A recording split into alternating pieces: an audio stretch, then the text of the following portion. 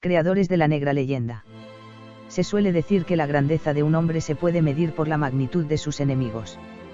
Dicho que no consideramos totalmente válido, pues hay hombres excelsos que tienen enemigos miserables y rastreros. Este es el caso de España, nación que posee unas gestas esplendorosas y que sus enemigos infames y abyectos han hecho todo lo posible por desprestigiarlas con ignominias y patrañas. En el imaginario colectivo de la cultura occidental, se ha ido tejiendo una red que, cual tela de araña, ha envuelto con sus repugnantes hilos la historia de España, creando y difundiendo mentiras, calumnias y falsedades, para deshonrar la ejecutoria de una nación, que posiblemente sea la más limpia del orbe. Y lo peor de ello que ese cúmulo de injurias, fue comenzado por un español, continuado por otros y aceptado por el resto de las naciones europeas, que continuaron amontonando falacias y deshonor sobre la difamación inicial. Antonio Pérez del Hierro. Fue el iniciador de esta, posiblemente la persona más abyecta e intrigante que haya nacido en España. A pulso se ha ganado el remoquete de el Judas español, como lo denominan algunos historiadores. Consideramos que merece la pena extendernos en la descripción de quién fue, y exponer la trayectoria de su vida. Nació en 1540, siendo hijo ilegítimo y sacrílego de Gonzalo Pérez, un clérigo secretario de Carlos I y Felipe II, durante los primeros años de su reinado. En las contiendas políticas de la corte entre la Casa de Eboli y la de Alba, como gran oportunista que era, tomó parte por la primera, y, con la protección de Ruy Gómez de Silva, príncipe de Eboli, se educó en las universidades de Alcalá, Lovaina, Salamanca y Padua consiguiendo una considerable formación. Cuando murió su padre en 1556, pasó a ocupar su lugar en la Secretaría Real, primero de forma interina, siendo confirmado en la misma en 1567. Fue el instigador, conociéndolo Felipe II, de la muerte del secretario de Juan de Austria, hijo natural de Carlos I, Juan de Escobedo, en el año 1578. Maquinador como pocos, espiaba a Felipe II por orden del Papa, aunque, en teoría, la monarquía hispana y el papado eran dos potencias amigas. Por ello, cuando Felipe lo descubrió, utilizó la muerte de Escobedo contra Antonio Pérez. En el año 1579 fue detenido junto con la princesa de Eboli, viuda de Ruy Gómez de Silva.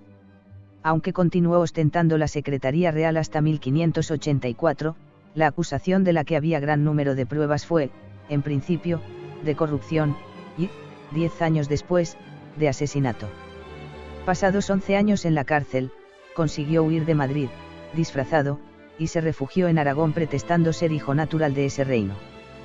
Con lo que consiguió unir su causa a la defensa de las libertades aragonesas frente a la corona. Acogido al fuero de Aragón no podía ser perseguido en estas tierras, pues no había jurisdicción para ello, por lo que Felipe II hizo que la Inquisición lo acusara de herejía, pues, el poder de ésta se extendía a toda España, pero no pudo llegar a prenderlo, ya que las masas populares aragonesas promovieron tumultos, que fueron conocidos como las alteraciones de Aragón. La reacción de Felipe II fue enviar un ejército a Zaragoza que tampoco sirvió de nada, pues, ya Antonio Pérez, con ayuda del Justicia Mayor de Aragón, Juan de Lanuza, había conseguido huir a Francia en cuya corte fue acogido calurosamente. Mientras tanto, en España era juzgado por el Tribunal de la Inquisición y condenado en ausencia, siendo confiscados todos sus bienes y quemada públicamente una efigie suya.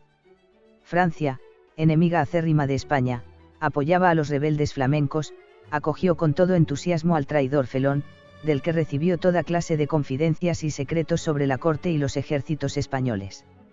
No solamente asesoró al rey francés Enrique IV en sus luchas contra España, sino que rastreramente ofreció sus deleznables servicios a la encarnizada enemiga de la corona española, Isabel I de Inglaterra. Su vileza no tenía freno, era tal la aversión y rencor que sentía contra su patria que se dedicó a publicar escritos y panfletos contra Felipe II, que fueron la base para la leyenda negra contra la monarquía hispana.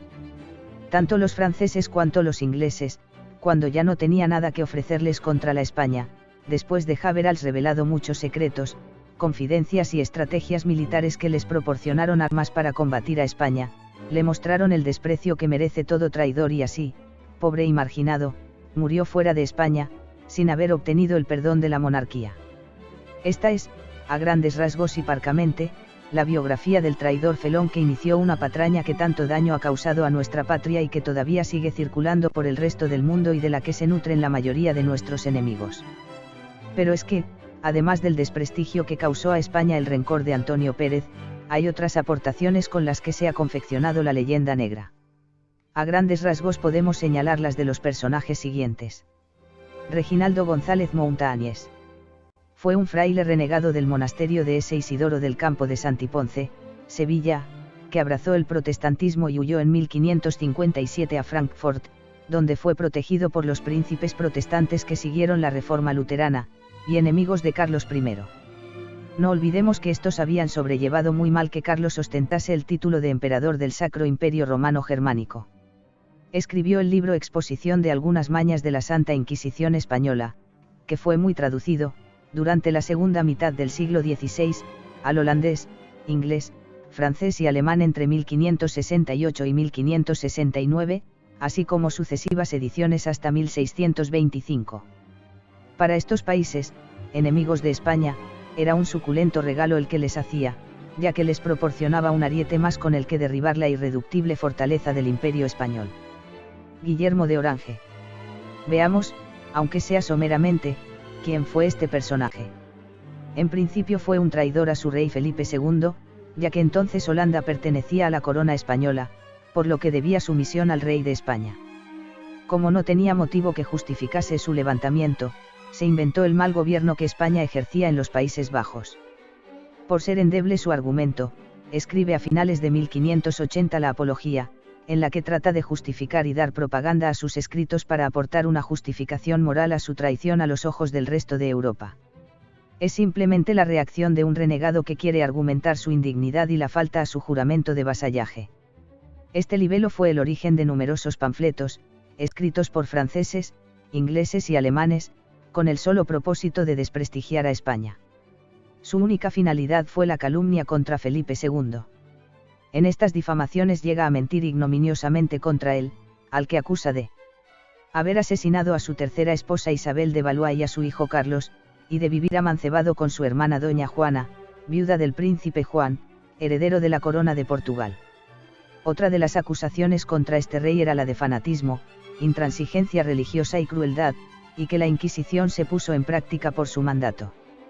Con ello demostraba una ignorancia absoluta, ya que este tribunal se implantó en Castilla, con la consiguiente autorización del Papa, en 1478 y en Aragón en 1483, a pesar de que en este reino la Inquisición pontificia estaba vigente desde 1232, siendo uno de sus miembros más destacado Nicolás Aymerich, que fue quien confeccionó el Directorium Inquisitorum, o Manual de los Inquisidores, que sirvió de base para que los frailes dominicos Heinrich Kramer y Jacobus Sprenger escribiesen en 1486 el libro Malleus Maleficarum o Martillo de Brujas, que durante los 3 siglos siguientes se convirtió en el manual indispensable y la autoridad final para la Inquisición, los jueces, magistrados y sacerdotes católicos y protestantes en la lucha contra la herejía en Europa. En este libro se dan las instrucciones para perseguir a los poderes y prácticas de los brujos, sus relaciones con el demonio y la forma de descubrirlos. Detrás de todo esto, lo que se escondía el ataque al acendrado catolicismo de Felipe II y de ser, como su padre Carlos, un acérrimo enemigo de los protestantes. Todo tiene su explicación, la nefasta leyenda negra, la comienza un renegado español, Antonio Pérez, y la continúan los alemanes, los holandeses, los ingleses y los franceses. Los 3 primeros abrazaron el protestantismo desde su inicio. Enrique VIII de Inglaterra, llevado por su lascivia, también se separó de la Iglesia católica y constituyó la anglicana. Se puede esperar de estos encarnizados enemigos del catolicismo otra cosa que no sea desacreditar de las peores y más abyectas formas a quien lo defiende con todas sus fuerzas como campeón de la contrarreforma. Brevemente, hemos expuesto cómo se gestan los inicios de la leyenda negra contra España, que como árbol que rinde mucho fruto hay que estercolarlo para que su producción aumente. ¿De qué estiércol se valen las naciones enemigas de nuestra patria? De la civilización de las tierras descubiertas por los hispanos y de las supuestas atrocidades allí perpetradas y de la Inquisición, una institución que, aunque no fue privativa de España, pues extendió por toda Europa, siendo en los países protestantes en los que más excesos se cometieron, aunque en el imaginario colectivo, cuando se habla de ella siempre se refiere a la española. Fray Bartolomé de las Casas. Otra arma que encontraron los enemigos de España fue la malévola explotación a partir de 1578 de algunas obras del fraile dominico Bartolomé de las Casas, especialmente la brevísima relación de la destrucción de las Indias, que lo escribió en 1552. A los instigadores de la leyenda negra este libro les proporcionó argumentos más que suficientes para continuar atacando a España. Fue un informe secreto que confeccionó para Carlos I con el fin de presionar para que se endurecieran las penas contra aquellos que no cumpliesen escrupulosamente o infringiesen los mandatos dimanados de las leyes de Burgos. Aunque el propósito de este fraile al principio era loable, ya que solamente pretendía que quienes no las guardasen fuesen castigados, únicamente sirvió para denigrar a España y fomentar la leyenda negra. El resultado fue de los más perniciosos para España, pues suministró munición con la que los enemigos de ella siguiesen disparando para destruirla. Francia, Inglaterra y el resto de los países protestantes encontraron en él un sustancioso documento con el que atacar también al catolicismo. Consideramos necesario, aunque sea muy someramente, conocer quién era este fraile. Nació en Sevilla el año 1474, hijo de un hombre rico, Francisco Casaus de origen judío, que acompañó a Colón en su segundo viaje, y se quedó en las Antillas, donde, con la proverbial habilidad que caracteriza a los semitas, creó una gran plantación en la que se dedicó a esclavizar a los indios, cosa normal durante el primer periodo del descubrimiento, a pesar de las leyes en contra de Isabel la Católica. Bartolomé estudia en Salamanca y marcha a las Indias a administrar la cuantiosa herencia paterna en la que utilizó los mismos métodos brutales que se practicaban por entonces, y se sirvió, aunque estaba prohibido por las leyes españolas, de esclavos indios. A los 35 años experimentó una conversión, superó la fase de esclavista y profesó como dominico, transformándose en un intransigente partidario de los indios y de sus derechos. A partir de entonces inició una delirante campaña de difamación de la gigantesca epopeya española en el Nuevo Mundo. Hay quienes piensan, dentro de un análisis freudiano, que posiblemente sus ancestros judíos aflorasen inconscientemente e hiciesen resurgir la hostilidad inmemorial contra el catolicismo, especialmente el español, y quisiese resarcirse de la próxima en el tiempo, expulsión de los judíos en 1492, cuando él solamente tenía 18 años. Pero no tenemos que recurrir al psicoanálisis, pues su padre, judío converso, o de segunda generación, mantendría y le inculcaría cierto ánimo de revancha contra la monarquía española causante de la expulsión, por lo que posiblemente no pudiese sustraerse a un inconsciente que, mediante la enfermiza difamación de sus compatriotas y sus hermanos de religión, ocultaba una especie de venganza. Estudiosos de su personalidad lo definen como obsesivo, vociferante, dispuesto en todo momento a acusar a los demás que eran los malos en contra de los indios que representaban la bondad genuina. Sus biógrafos no dudan en calificarlo como que vivía en un estado paranoico de alucinación, dentro de una ofuscación mística que le hacía perder la conciencia de la realidad. Estos juicios tan severos los ha defendido Menéndez Pidal, quien, como español, podría tacharse de parcialidad. Pero William S. Moultrie, que no es español, sino norteamericano con ancestros anglosajones, y profesor de Historia de Sudamérica en una universidad de Estados Unidos, no duda, en el estudio que publicó en 1971, sobre la leyenda negra, manifestar que ningún historiador que se precie puede hoy tomar en serio las denuncias injustas y desatinadas de las casas, y concluye, en resumidas cuentas, debemos decir que el amor de este religioso por la caridad fue mayor que su respeto por la verdad.